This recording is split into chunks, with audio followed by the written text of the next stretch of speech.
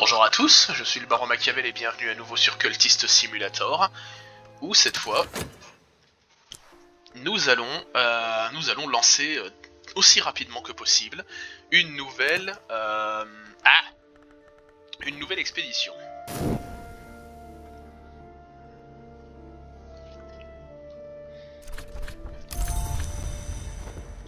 Mais pour ça, on va d'abord se purifier un peu les pensées.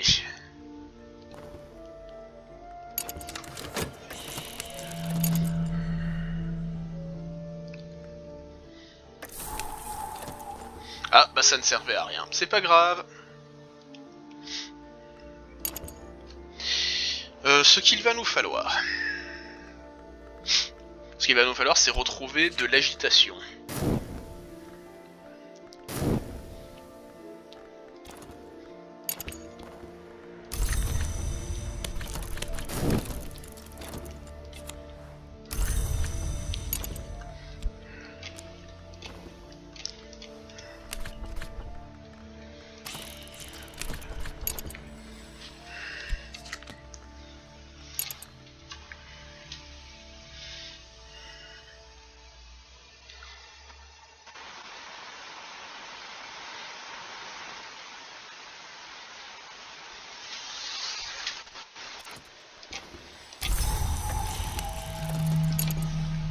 Ah bah tiens, de l'agitation, on va effectivement en avoir.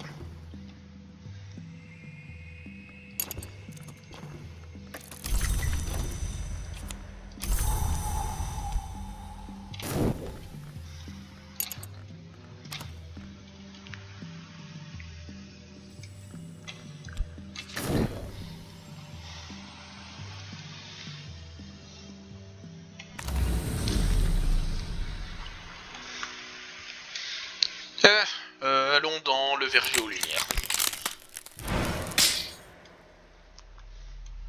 Le soleil en atour, l'heure qui régnait autrefois sur la Manse, avait l'habitude de se promener dans le verger avant sa terrible division. Parfois j'y aperçois encore ses vertiges, la fraîche radiance de la méniscate au travers des arbres, ou celle plus froide du soleil en haillons.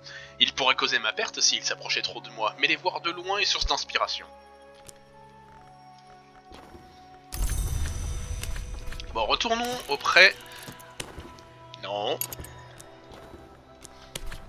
Voilà.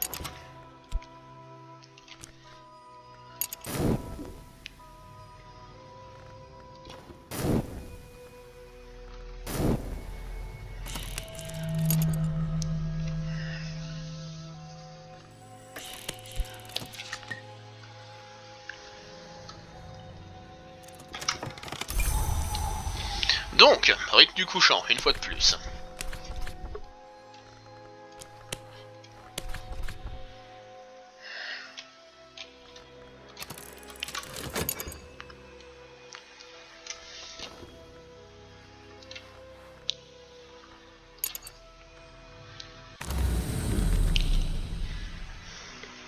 Non, toujours pas.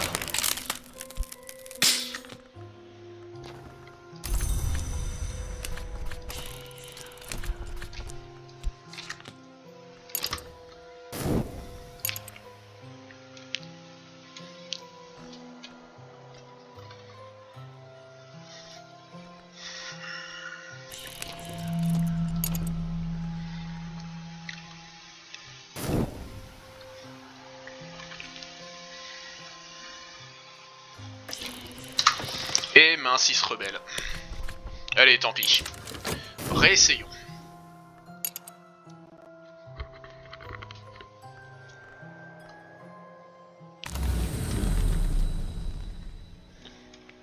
Ah. Impeccable.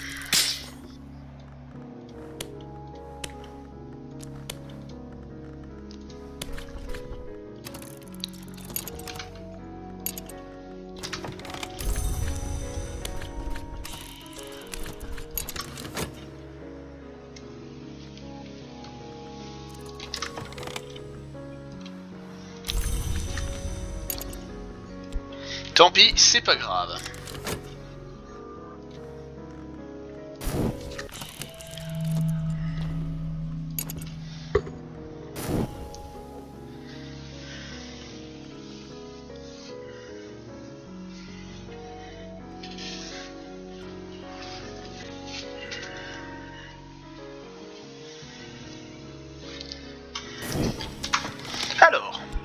Un disciple imprévisible, une personne loyale mais singulière même pour nous. Et comme vous pourrez le constater, de façon très étrange, il y a un timer sur ce disciple. Je me demande bien ce qui va lui arriver.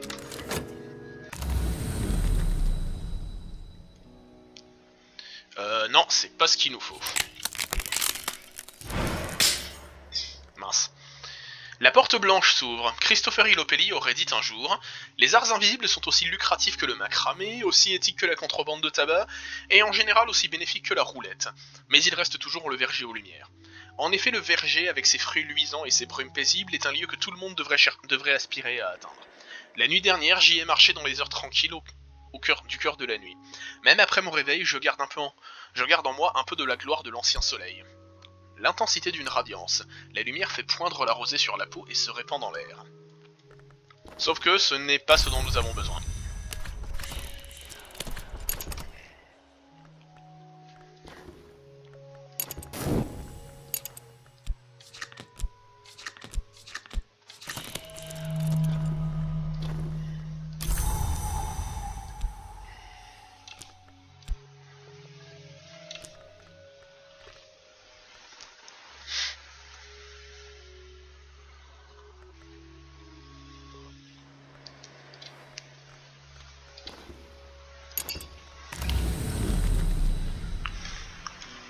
Ah bah voilà. Enfin. Réessayons.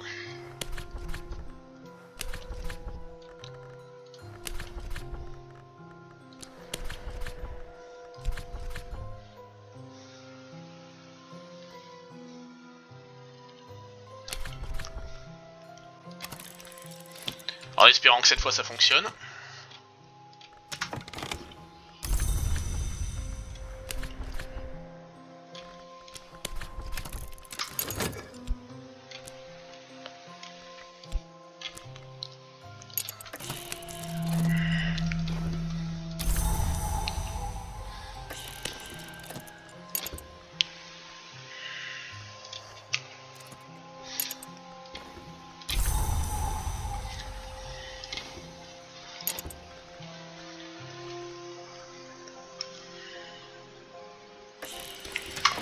Et encore une fois, non, ça marche pas. Oh, ça m'énerve.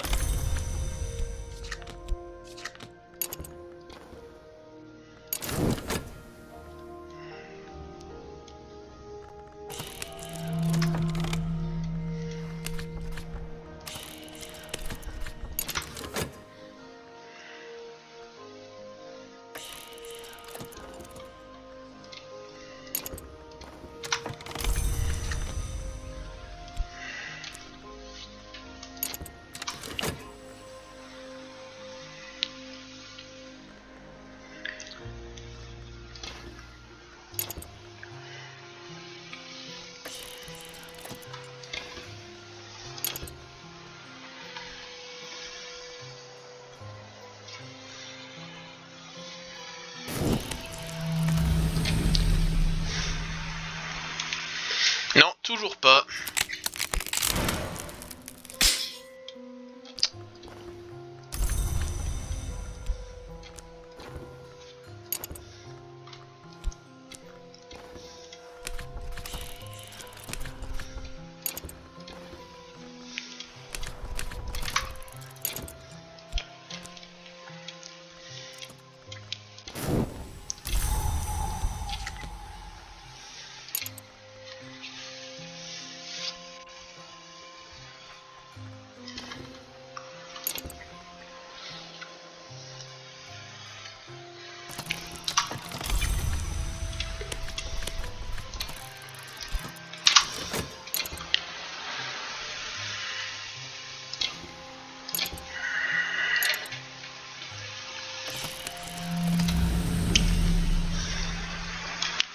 Bien.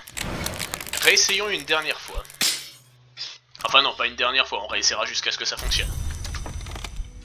Pas question que je fasse une expédition sans cette invocation.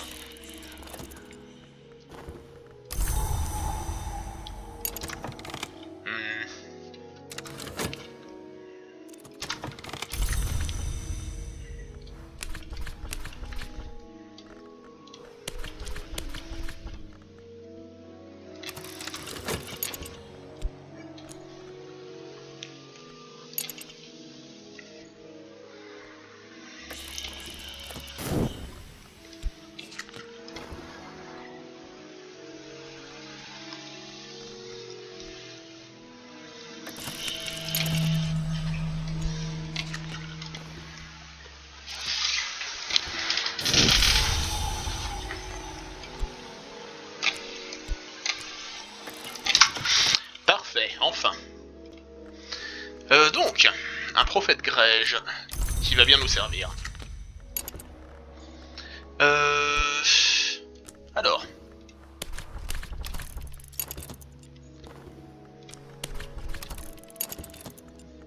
On va explorer l'auberge de Gouer. Auberge de Gouer, au sommet d'une falaise qui s'effrite peu à peu dans une mer grise, l'auberge de Gouer attend tranquillement le jour où les eaux l'emporteront.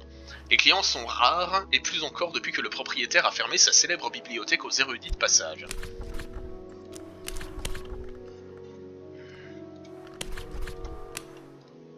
La réservation des chambres à l'hôtel est une simple formalité, mais nous devons nous attendre à ce que les gens des environs se montrent hostiles s'ils devinent nos intentions. Et si la bibliothèque existe toujours, elle doit être bien cachée.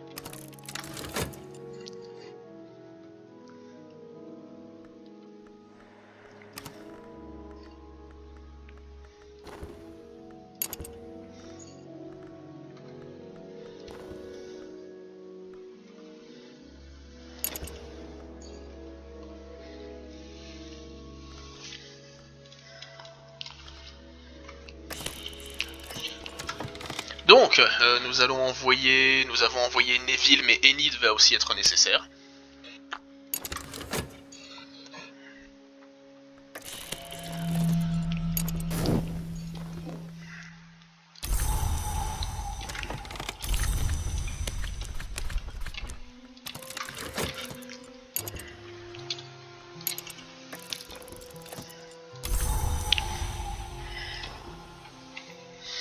Alors oui, les obstacles, j'oubliais. Une porte protégée, cette porte ne s'ouvrira pas facilement, quelqu'un s'en est assuré par des moyens techniques ou occultes, mais la forge ou l'ouverture en vient droit à bout, et... Sentinelles, des mortels, peut-être même des mortels ordinaires, mais ils sont assez nombreux. Il est possible de les affronter, de les séduire ou de les tromper.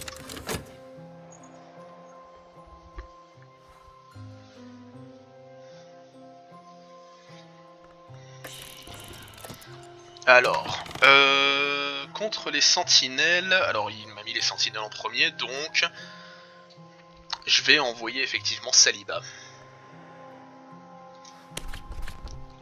Contre les sentinelles, la séduction du Graal.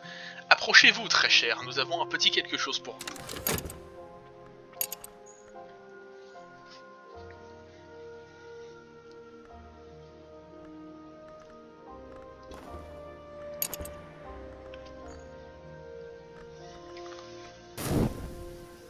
Ah mais oui, j'oubliais.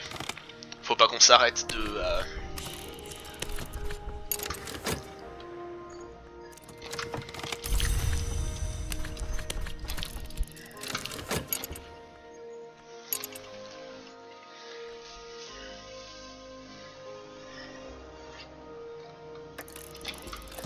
La chute des sentinelles, leurs plaisirs éphémères se termineront mal. Ils se diront peut-être que cela en valait la peine. En attendant, nous pouvons passer.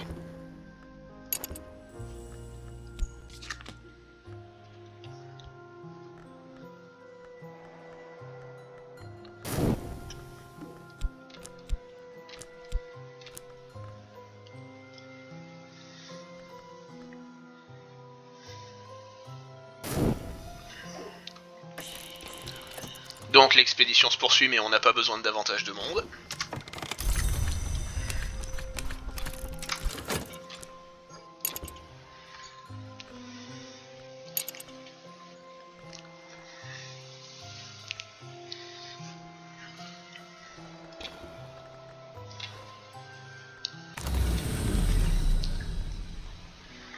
Non.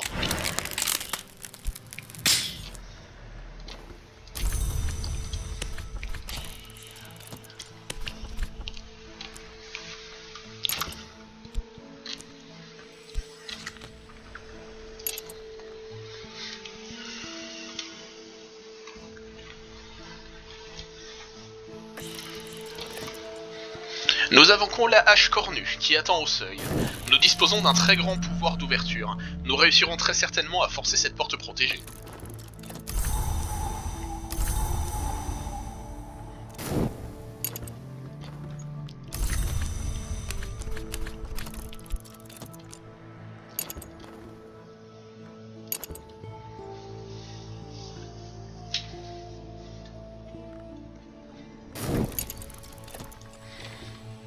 Le trépas d'une porte. Toute porte doit s'ouvrir, aussi fatalement que toute vie doit s'achever. La fin de cette porte est arrivée aujourd'hui.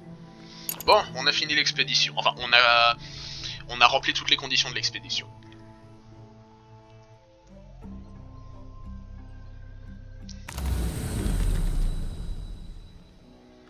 Non, toujours pas.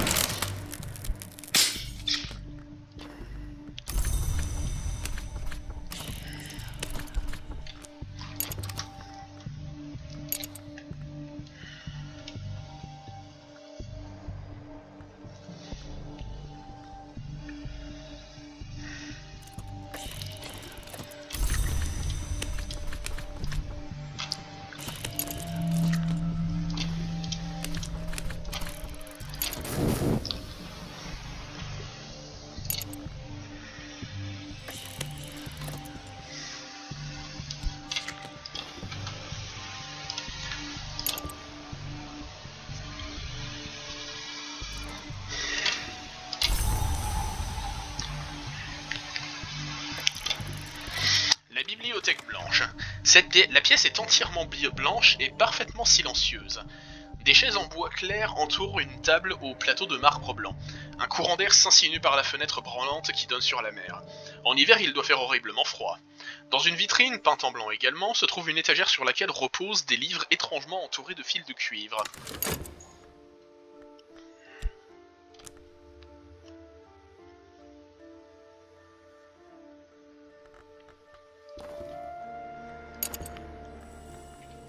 Ah. Et voilà. Malheureusement, notre petit pion, enfin notre nouveau disciple du Phalène, est devenu un esprit dérangé. Ce malheureux individu a subi une expérience traumatique qui lui a coûté sa santé mentale.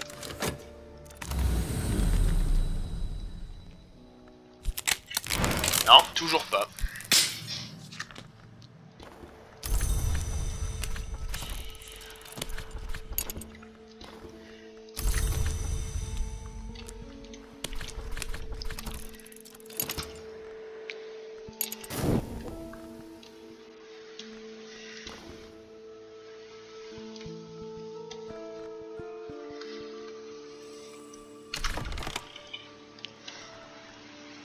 Alors, bon, de la notoriété comme d'habitude, ça on va s'en débarrasser aussi vite que possible.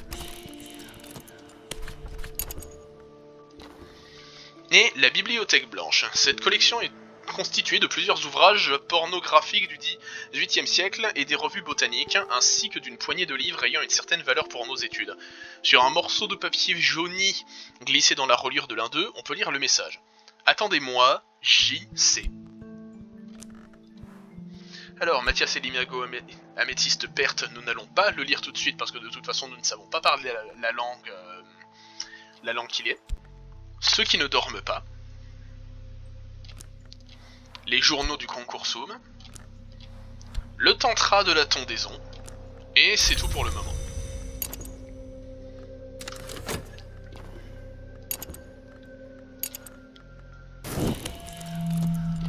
Alors lequel on va lire en premier Lisons en premier le tantra de la tondaison, je propose.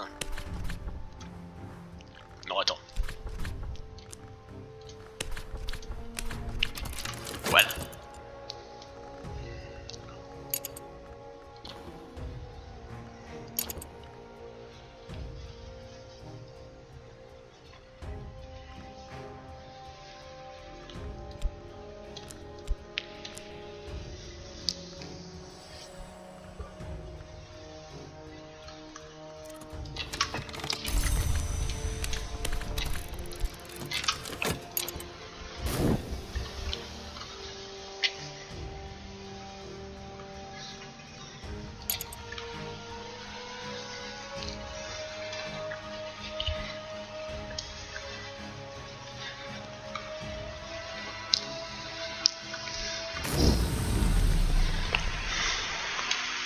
Non, toujours pas.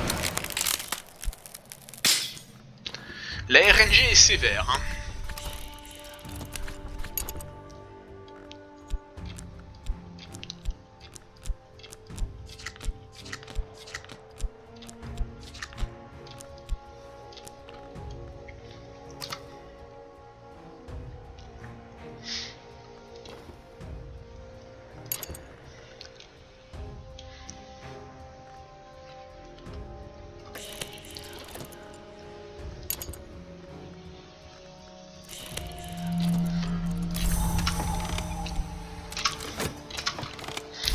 Alors, le tantra de la tondaison, également connu sous le nom de celui qui rasa sa chevelure.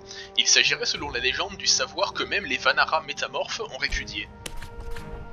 Ce tantra fait l'éloge de ceux qui sont prêts à abandonner l'être qu'ils étaient pour atteindre une nouvelle forme d'existence supérieure. Il contient cependant une mise en garde. Une fois le changement véritable initié, après avoir franchi la troisième marque, tout retour en arrière devient dangereux et douloureux.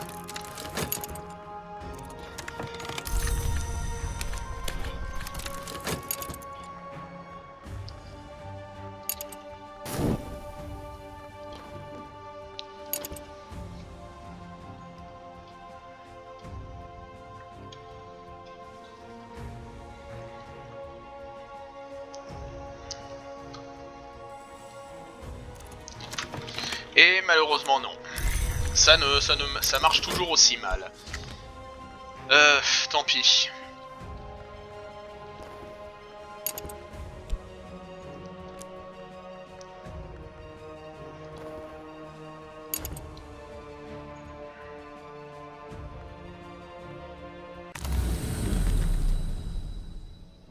Ah, super.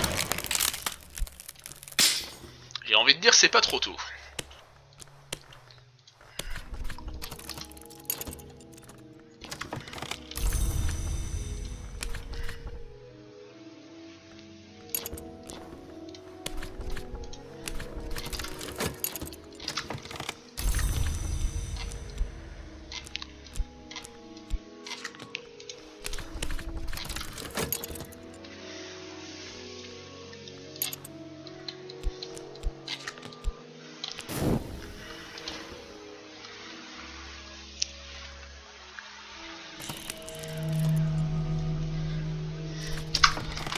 Murmurez vos secrets à la terre, brûlez-les dans les flammes, dispersez-les dans l'océan.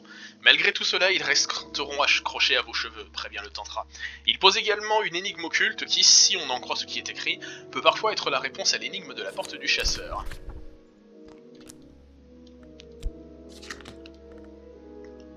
Ensuite, livre suivant, on va étudier Ceux qui ne dorment pas, qui est écrit en fusain si je dis pas de bêtises.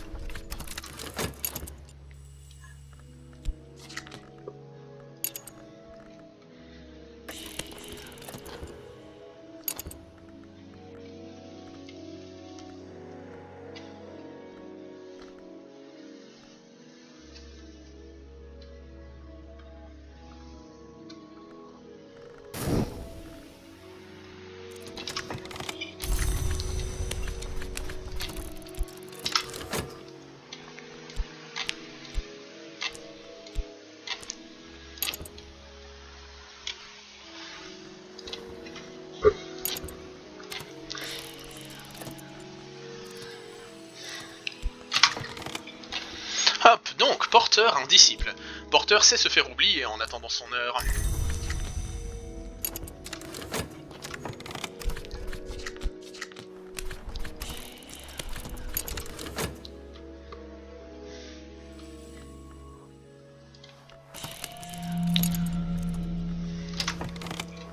Donc, ceux qui ne dorment pas. Le mystique Brodnax disserte sur les origines de la sœur et sorcière ainsi que du Foudre-Cher. La sœur et sorcière a été mise au monde par deux mères différentes. L'une est née riche, l'autre est née pauvre. La sœur était plus en phase avec l'aspect du cœur et leur survie fut ainsi assurée.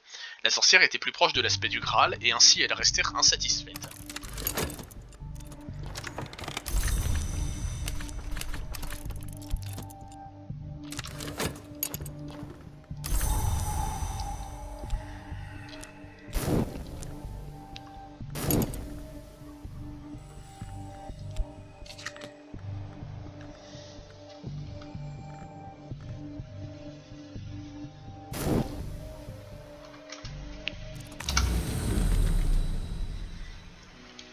Non, toujours pas.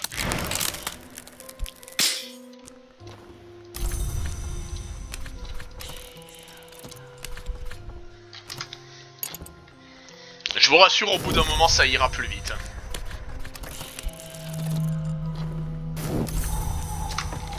Alors, quand la sœur et la sorcière vinrent depuis l'ouest, le Graal rouge leur accorda l'ascension avant de jalouser leur pouvoir.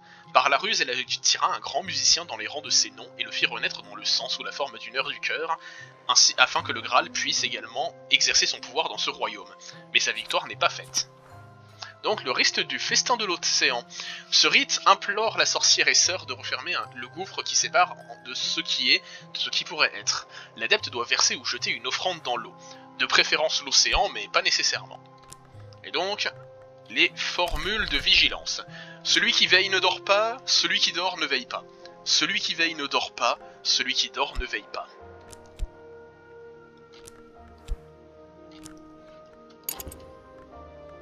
Et enfin, le dernier de cette... Attends, est-ce qu'on le parle? Oh non, ça aussi c'est dans une langue que nous ne parlons pas, nous ne pourrons donc pas lire ce livre tout de suite. Eh bien... que faire ensuite? Il n'y a rien de plus à ajouter, je le pense. Sur ce, je vais arrêter la vidéo ici, et la prochaine fois, on fera en sorte d'explorer le dernier lieu des comtés. Sur ce, c'était le Baron Machiavel, et moi je vous dis à la prochaine. Au revoir.